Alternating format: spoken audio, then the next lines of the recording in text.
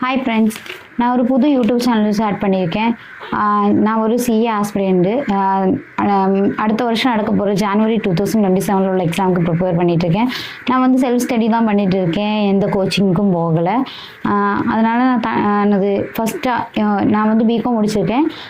இப்போ வந்து டைரக்ட் லெவலில் வந்து நான் இன்டர்மீடியட்டுக்கு வந்து ரெஜிஸ்டர் பண்ணிவிட்டு நான் அந்த ஐசிஐலேருந்து புக்ஸ் வந்து கலெக்ட் பண்ணியிருக்கேன். இது நான் தன்னாலே தான் எனக்கு படிச்சுட்டு இருக்கேன். எனக்கு வேண்டிய நோட்ஸ் நான் தான் கலெக்ட் பண்ணிகிட்ருக்கேன். நானே தான் ரெடி பண்ணுறேன். இந்த மாதிரி இப்போ இந்த சேனல் இதுக்காக நான் ஸ்டார்ட் பண்ணியிருக்கேன்னா, எனக்கு என்ன எவாலுவேட் பண்ணிக்கிறதுக்காகவும், பின்ன வந்து என்ன மாதிரி ஓகே எனது நோட்ஸ் ஏதாட்டும் கஷ்டமாக இருக்கவங்களுக்கு அவங்களுக்கு கொஞ்சம் ஹெல்ப் பண்ணுற விதமாக தான் நான் பண்ணுறேன்.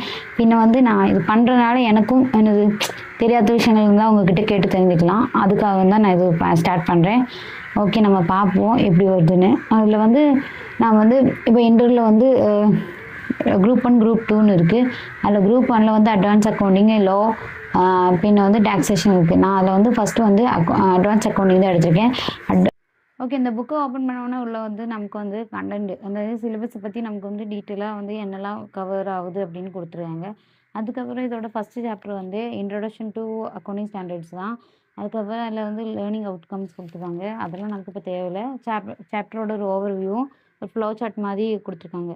அதுக்கப்புறம் இன்ட்ரொடக்ஷனில் வந்து நமக்கு வந்து கேப்பை பற்றி எக்ஸ்பிளைன் பண்ணுறாங்க.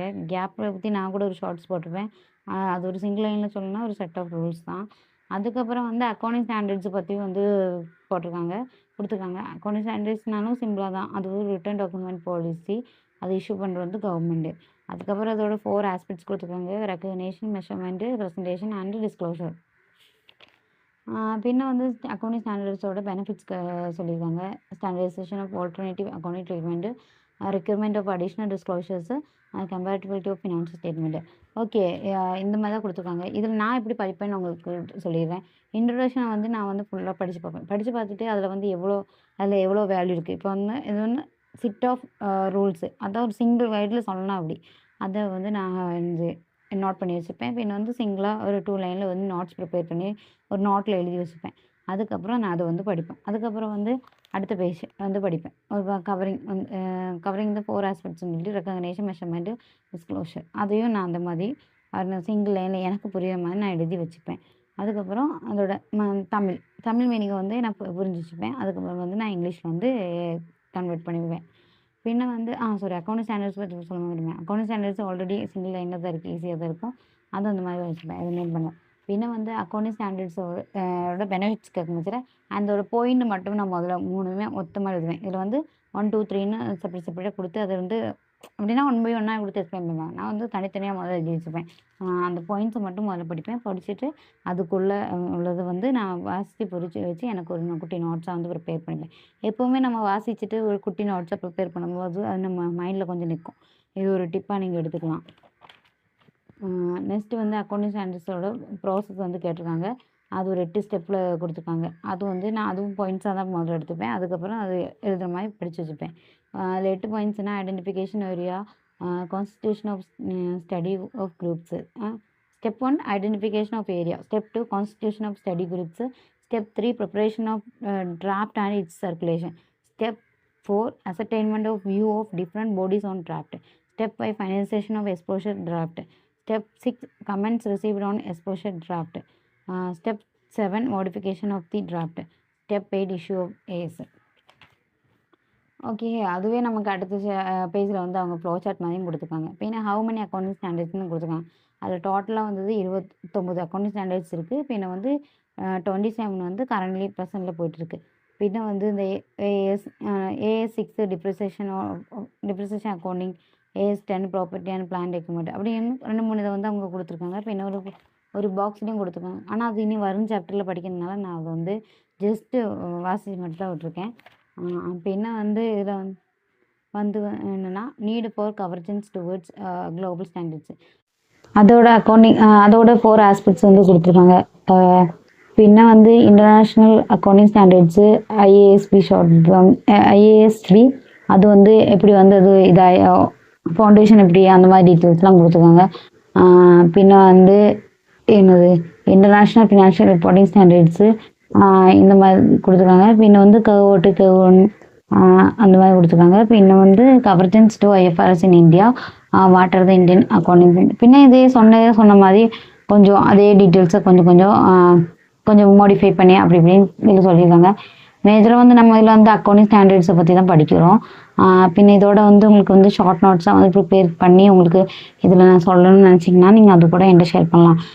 ஓகே, ஸ்டடி டிப்ஸ் உங்களுக்கு என்ன நீங்கள் பண்ணணும்னா நீங்கள் ஒரு என்னது படிக்கிறதுக்கு முன்னாடி நீங்கள் முதல்ல என்ன டாபிக் படிக்கிறீங்களோ அது ஃபுல்லாக நீங்கள் வாசித்து பார்த்துக்கோங்க. சும்மா வாசிங்க.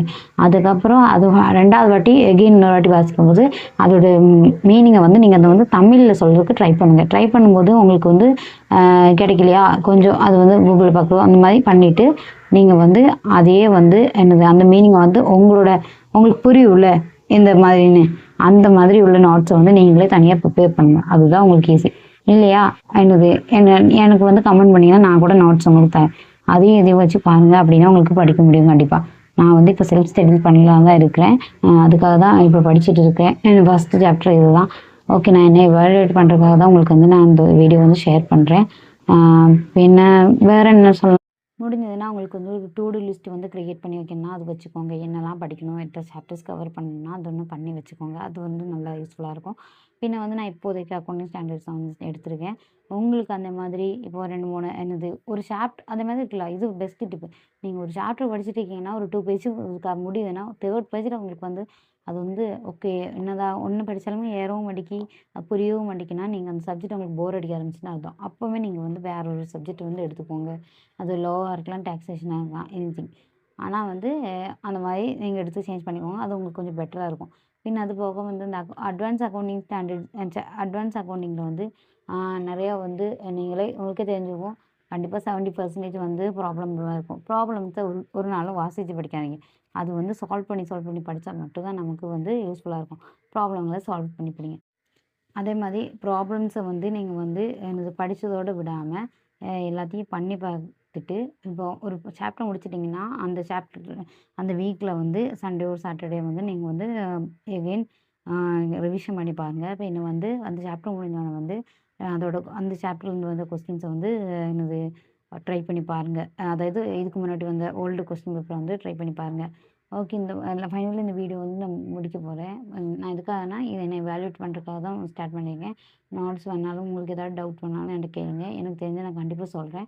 அப்படியும் தெரியலன்னா நான் கண்டுபிடிச்சிட்டு வந்து உங்களுக்கு சொல்கிறேன். ஏன்னா நான் வந்து செல்ஃப் ஸ்டடி பண்ணிகிட்டு இருக்கேன். ஓகே, நீங்கள் யார்கிட்டையும் சிஏ செல்ஃப் ஸ்டடி பண்ணிட்டு இருக்கீங்கன்னா என் கூட வந்து ஜாயின் பண்ணிக்கோங்க. என் சேனல் பிடிச்சிருந்தா லைக் பண்ணுங்கள், ஷேர் பண்ணுங்கள், சப்ஸ்கிரைப் பண்ணுங்கள். இந்த மாதிரி வீடியோஸ் இன்னும் உங்களுக்கு காத்துட்ருக்கு. ஓகே, நீங்கள் ப்ரிப்பேர் பண்ணிட்டு இருக்கிற எல்லாருக்கும் வந்து பெரிய all the best. Okay, bye friends. இனி அடுத்த வீடியோவில் சந்திப்போம்.